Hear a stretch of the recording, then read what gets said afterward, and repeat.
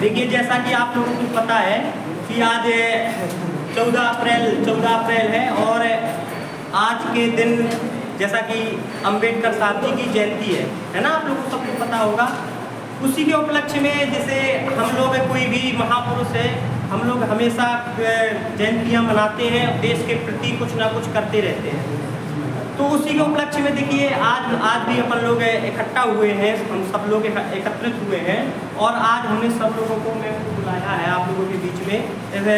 देखिए हमेशा ऐसे लोगों को हम बुलाते हैं जो समाज में एक सकारात्मक सोच के साथ में एक सकारात्मकता फैलाने वाले और हमेशा बच्चों के प्रति देखिए कि ये शिक्षा का क्षेत्र है, शिक्षा का गढ़ है अपना महोबा, और शिक्षा के ऐसे महापुरुष। देखो डॉक्टर भीमराव अम्बेडकर साहब जी के बारे में बताना ज़्यादा ऐसा कुछ नहीं है, इनके बारे में इनके बाद जो इन्होंने किया है उसके बारे में बताया जाए तो हिमालय को रुमाल से ढकना है। इनके बारे में यदि बताया जाए, कुछ चीज़ें बताई जाए या फिर इनके व्यक्तित्व के बारे में इनके बारे में बताया जाए तो मैं यूँ कह दूँ कि जैसे अमृत होता है ना, अमृत से पैर धोना है। इनके बारे में यदि बताया, इन्होंने अपने देश के लिए या मैं अपने देश के लोगों के लिए इतना कुछ किया है, इतना कुछ दिया है कि जितना इनके बारे में बताया जाए उतना बहुत कम होगा। उन्हें ऐसे आज महापुरुष की, ऐसे दिव्य महापुरुष की आज जयंती है, हम सभी लोग एकत्रित हुए हैं और हमारे अतिथि भी आए हैं। मैं चाहूँगा एक बार तालियां बजा दो। मैं इसे आप परिचय बताना चाहूँगा कि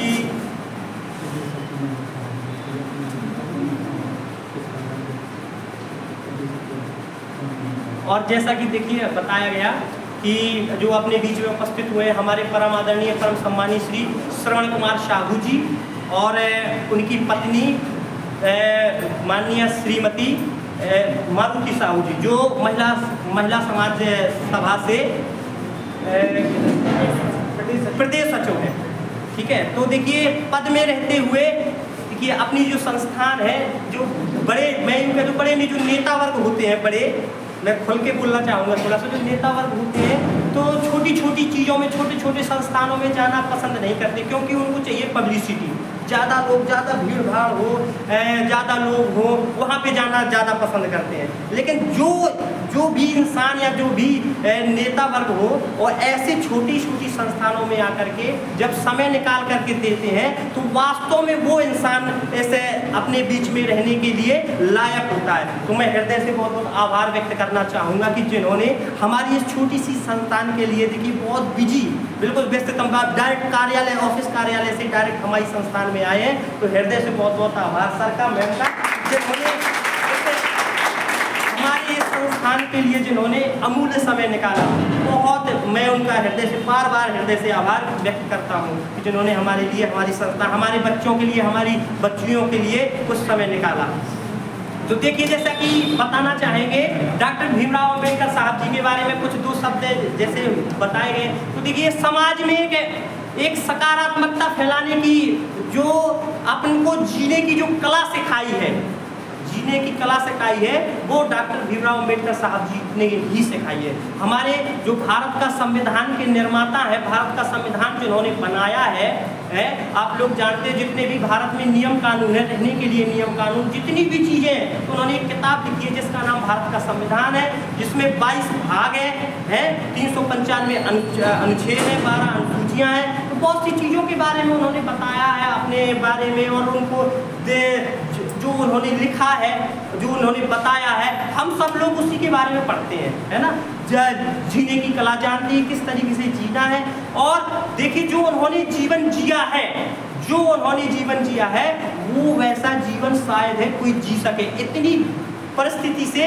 लेकिन हम एक बार की याद बात दिमाग में आ गई, आपको बताना चाहेंगे कि जब 6 वर्ष की आयु थी, 6 वर्ष की आयु थी, तो जिस मैं कास्ट मतलब जाति, जिस जाति से वो, वैसे तो हम लोग, हम पर्सनल में और हमारे बच्चे ईश्वर संस्थान जाति कोई नहीं मानते, हमारे यहाँ जाति है ही नहीं, इसीलिए तो मैंने अपनी नाम के पीछे पहाड़ी लगाया है ना। तो मैं यहाँ पे कोई जाति हम है नहीं है, कोई भी जाति नहीं है जाति। लेकिन मैं बताना चाहूँगा कि जिस जाति से वो बिलोंग करते थे, वो पिछड़ी जाति थी, निचली जाति थी। तो उस समय उस समय की बात है जब लगभग ये 100 या 120 साल की पहले की बात है, मैं बता रहा हूँ कि जब एक बार का हुआ, जब 6 वर्ष की आयु थी उनकी, तो उनके जो पिताजी हैं, उनके पिताजी सेना में सूबेदार के पद में थे, सेना में सूबेदार के पद में थे। तो वो पढ़ना चाहते थे, जो निचली जाति को पढ़ने की अनुमति नहीं थी, लेकिन वो पढ़ना चाहते थे क्योंकि उनके पिताजी सूबेदार के पद में थे। तो वो चाहते थे कि मेरी आने वाली पीढ़ी पढ़े, तो वो पढ़ना चाहते, तो उन्हें स्कूल में तो एडमिशन मिल गया था। अम्बेडकर साहब जी को स्कूल में तो एडमिशन मिल गया था, लेकिन निचली जाति की वजह से उनको पता है कहाँ बैठाला गया? उनको बैठाला गया जहाँ पे क्लास के एंट्री होती है, और क्लास के बाहर पहले जब आप 1 से 6, 7, 8 शिशु मंदिर में पढ़ते होंगे तो चप्पल क्लास के बाहर उतारते हैं। स्कूलों में होता है, एक शिशु मंदिरों में कि क्लास के बाहर चप्पल उतारी जाती है, तो चप्पल बाहर जहाँ उतारी जाती है, तो वहीं पे अम्बेडकर साहब जी को कहा जाता था कि अपने घर से एक चटाई लेके आओ। तो चटाई ला करके जहाँ चप्पल उतारी जाती थी, तो वहाँ बैठ करके उनको पढ़ाया जाता था। तो एक ऐसी परिस्थिति में पढ़ करके, और जब वो खाना खाते थे तो उनको इतना मतलब निगलेक्ट किया जाता था, सब लोग आपस में बैठ करके खाना खाते थे, लेकिन अम्बेडकर साहब जी को दीवार की तरफ बैठा करके खाना कहा जाता था कि दीवार की साइड बैठ करके आप खाना खाइए। फिर भी देखिए परिस्थिति, देखिए फिर भी वो इंसान नहीं है, वो भैया अवतार है उनका, ठीक है, वो अवतारी पुरुष देखिए फिर भी लगा रहा पढ़ते उसको पानी, जो जिस घड़े में सब लोग पानी पीते थे, उस घड़े में उसको पानी की भी पीने की अनुमति नहीं दी गई। जो चपरासी स्कूल का था वो उनको दूर से पानी डाला करता था, वो पानी पिया करते थे। लेकिन फिर भी ऐसी स्थिति में पढ़ करके उन्होंने आगे जा करके ऐसा संघर्ष झेला। देखो जब कुछ काम करना है तो संघर्ष झेलना ही पड़ेगा, बिना संघर्ष के कुछ नहीं होता है। संघर्ष इतना करो, इतनी खामोशी से संघर्ष करो, मेहनत करो कि भैया जब तुम्हें सफलता मिले तो तुम्हारी सफलता शोर मचा दे। तो लिखा भी है कि शिक्षा वो शेरनी का दूध है जो जितना पिएगा उतना ही दहाड़ेगा। अर्थात बेटा शिक्षा तुम्हारा एक ऐसा अस्त्र है, तुम्हारे पास शिक्षा एक ऐसा अस्त्र है कि यदि शिक्षा चाहो, शिक्षा से तुम शिक्षा से किसी भी व्यक्ति को, यदि तुम्हें किसी ने ठेस पहुंचाया है तो तुम्हारे पास एक स्वयं, तुम चाहो जिस दिन चाहो उसी दिन से लग जाना पढ़ाई में और 1 साल जम के लगा करके पढ़ लेना, और शिक्षा से तुम कहीं से बिल्कुल धरती से आसमान तक पहुंच सकते हो। तुम्हारी पूंछ बहुत बढ़ सकती है, क्योंकि कहा भी गया कि शिक्षा को शेरनी को, जिसने भी जितना पढ़ा है उतना ही दहाड़ा है। शिक्षा अपने देश में जो एक दीवार खड़ी कर दी गई है, लोगों ने दीवार खड़ी कर दी है, कौन? हिंदू मुस्लिम की दीवार भी खड़ी कर दी है, हिंदू मुसलमान की दीवार खड़ी कर दी है अपने देश में। तो उसको ढहने के लिए, दीवार को नष्ट करने के लिए मात्र एक ही रास्ता है, कौन? शिक्षा। शिक्षित लोग जिस दिन बच्चे में शिक्षा आ जाएगी, जिस दिन बच्चे के माँ बाप शिक्षित हो जाएंगे, जिस दिन माँ बाप नई पीढ़ी आएगी, उसी दिन से हिंदू मुसलमान जातिवाद बिल्कुल जड़ से समाप्त हो जाएगा, और कोई नहीं कर पाएगा ये जातिवाद समाप्त, वो स्वयं आप होंगे। जिस दिन आप जागरूक हो जाएंगे, उसी दिन ये जातिवाद, हिंदू मुसलमान सब नष्ट हो जाएगा, और उसी दिन से देश प्रगति करने लगेगा। देश प्रगति क्यों नहीं कर रहा? उसका सबसे बड़ा रीजन ये है कि लोगों को जातिवाद, हिंदू मुसलमान में फांसा जा रहा है, सिर्फ अपनी रोटियां सेकने के लिए।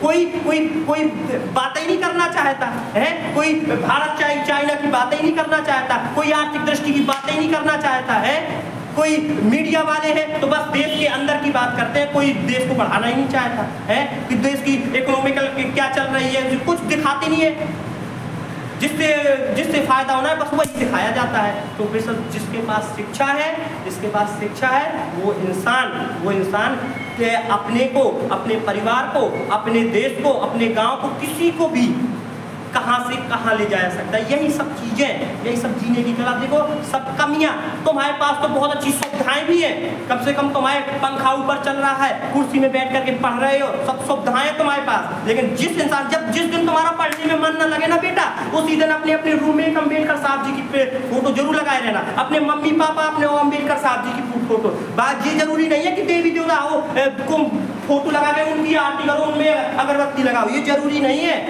ऐसे इंसान को मानो, ऐसे इंसान को मानो जिससे प्रेरणा मिले। अपने मम्मी पापा की पूजा करो, है जो बताओ वास्तव में जो देवी देवता है तुम उनकी पूजा नहीं कर रहे, और तुम पता नहीं देवी देवता है कि क्या है वो, तुम उनको घेर रहे कि भैया सोमवार मंगल व्रत रह रहे। अरे जो तुम्हारे सामने उनकी तो पूजा करो, है उनकी तो पूजा करो। जो जिसने समाज में सकारात्मकता फैलाई है उनको मानो। उनके ये नहीं है कि हम ये नहीं कहते कि अम्बेडकर साहब भगवान है। अम्बेडकर साहब भगवान नहीं है, अम्बेडकर साहब एक ऐसे व्यक्तित्व है, ऐसे इंसान है कि उनके जो उन्होंने कर्म किए हैं, उनके कर्मों को अपने जीवन में उतार करके चलो, यही एक सकारात्मक सोच है।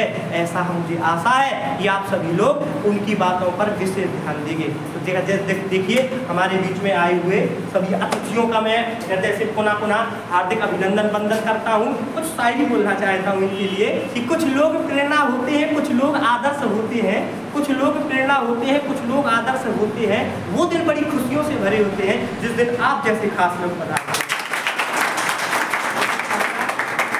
पहले मैं हमारे परम आदरणीय परम सम्मानीय श्री श्रवण कुमार साहू जी को मैं आमंत्रित करना चाहूँगा कि आप आए और हमारे महापुरुष अम्बेडकर साहब जी के पास पहुँचे, उनकी प्रतिमा के समक्ष पहुँच करके कुछ उनको माल्यार्पण करें।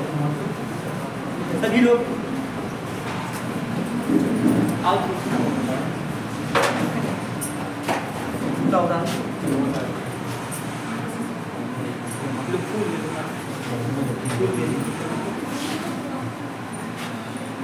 तालियां बजाते हैं।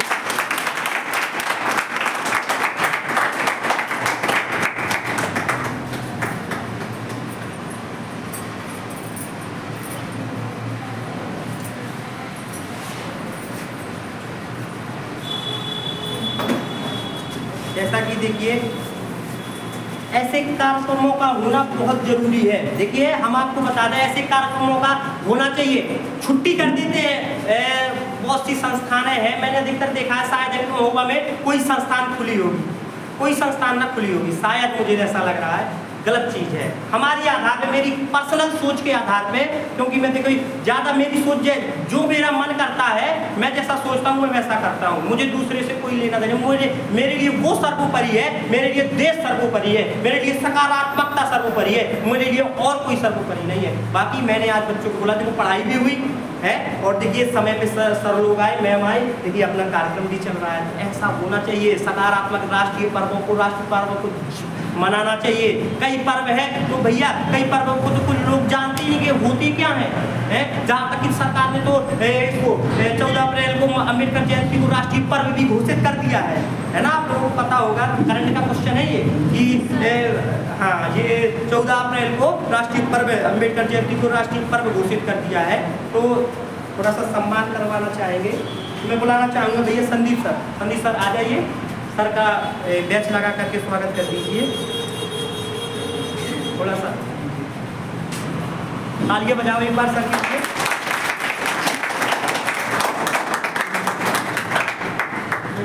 ऐसे हो जाइए।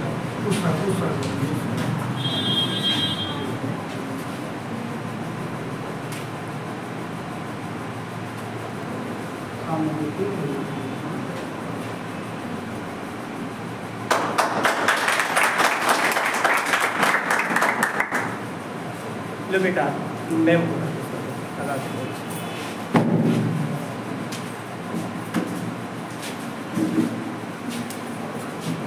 सामने देखो, सामने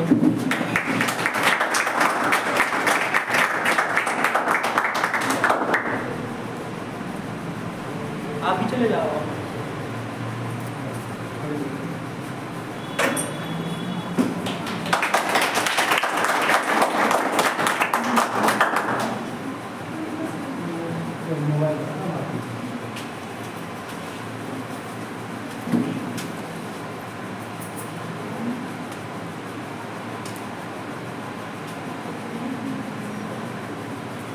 देखिए जैसा कि एक बार तालियां बजा दो। देखिए पहले देखो, जब कुछ लोग आए तो कम से कम उनको देखा करो, इनके हाव किस तरीके से बोल रहे हैं। जब कोई सक्सेसफुल इंसान आए तो उसको सबसे पहले जहाँ उससे बात करने की कोई ज़रूरत नहीं है, आपको दूर रहकर उनके भाव को देखो, वो किस तरीके से भाव करते हैं, किस तरीके से वो कर्म करते हैं। तो देखिए मुझे बहुत अच्छा लगा कि ऐसी समाज में कुछ ऐसे प्रेरणादायक, आप जैसे अपन 26 जनवरी 15 अगस्त को बुलाते हैं, कोई नहीं आज तक सम्मान के बाद पैर छुए किसी के, नहीं छुए ना।